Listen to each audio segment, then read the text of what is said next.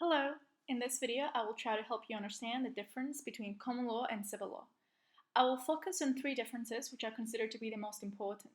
We will go through them, one difference for each row of the table. Please keep in mind that there are other differences too.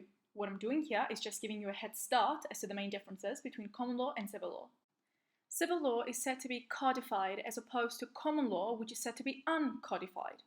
When we say that something is codified, we basically mean that it is written down somewhere, that the rules are all collected together somewhere.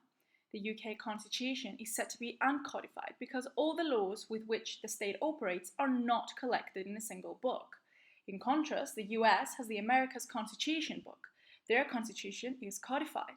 Do bear in mind that the laws of England and Wales don't just exist in the minds of people, they are written down, such as when an act is passed by Parliament or when the court hands down a decision. The act and the decision are written down. However, they are not all found somewhere collectively, and this is why the common law is said to be uncodified. A final point on this, the UK Constitution can sometimes be said to not exist at all.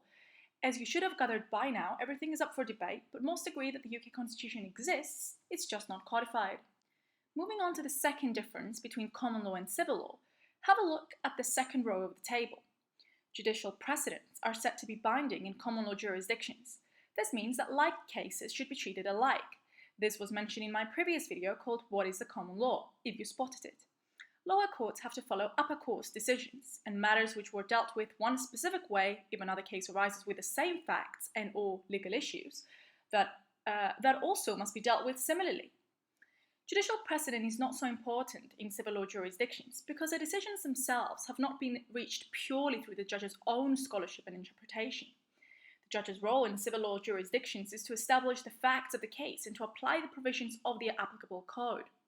Although they use their expertise, they are not considered to be as creative as common law judges. The judge's role in common law jurisdictions is to create the law to some extent and to interpret the statutes passed by Parliament when those are in plain cases.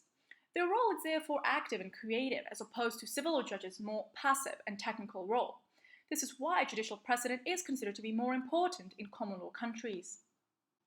Finally, it should be clear by now that common law jurisdictions are more case law reliant and also operate very much on custom and practice.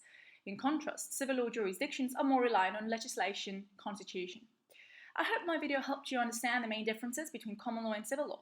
If you found this helpful, let me know by clicking the thumbs up button and subscribing for more educational content to come. If you have any questions or feedback, leave these in a comment below. Thank you for watching.